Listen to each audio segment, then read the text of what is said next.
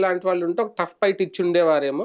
ఇప్పుడు శ్రీనివాస్ వర్మ అంత పోటీ ఇస్తారా, లేదంటే పార్టీ ఉంది కాబట్టి ఇస్తారా? రఘురామకృష్ణరాజు వస్తే వైసీపీ ఓట్లు ఇటుకైతే రావు కదా.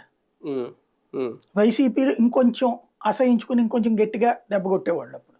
ఆహా, ప్రతీకారం చూడాలని అన్నా ఉమ్, అవసరమైతే డబ్బులు ఇచ్చైనా సరే అవతల వాళ్ళని కొనేనా యువతలకేసేవాళ్ళు. ఉమ్, ఇప్పుడు అతను అక్కడ పోటీ లేదు కాబట్టి వైసీపీ అసలు లైట్ తీసుకుంటుంది, మామూలు పోటీ పడుతుంది. ఉమ్, ఇటు వీళ్ళు జాగ్రత్తగా పోల్ చేసుకుంటే ఉమ్, వీళ్ళ ఓట్లు 3 పోలరైజ్ చేసుకుంటే చాలు కదా. తెలుగుదేశం, జనసేన, బీజేపీ అవును. ఇదివరకు ప్రజారాజ్యం ఆ ఏరియాలో గెలిచినటువంటి సీట్లు ఉన్నాయి కదా. ఉమ్, అదే సందర్భంలో ఇటు భారతీయ జనతా పార్టీ గతంలో గెలిచినటువంటి సీట్లు ఉమ్. కాబట్టి ఆ రూట్లో నుంచి చూసుకున్నారు. పూర్తిగా రాజుగారు ఇంకా అంటే ఈ క్షణం వరకు మనం ఈ వీడియో చేసే వరకు నమ్మి మోసపోయారని అనుకోవడానికి లేదేమో ఇంకా.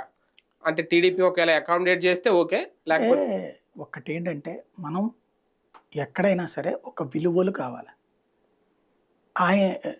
నువ్వు వైసీపీని వదిలేళ్ళొద్దని నేను చెప్పను. వైసీపీని విమర్శించే హక్కు ఖచ్చితంగా ఉంటుంది.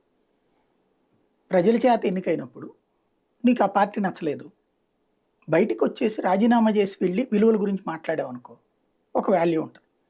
ప్రజలు ఎన్నుకున్నారు నన్ను, ఎస్, ఇప్పుడు మరి వెళ్ళు ప్రజల దగ్గరికి.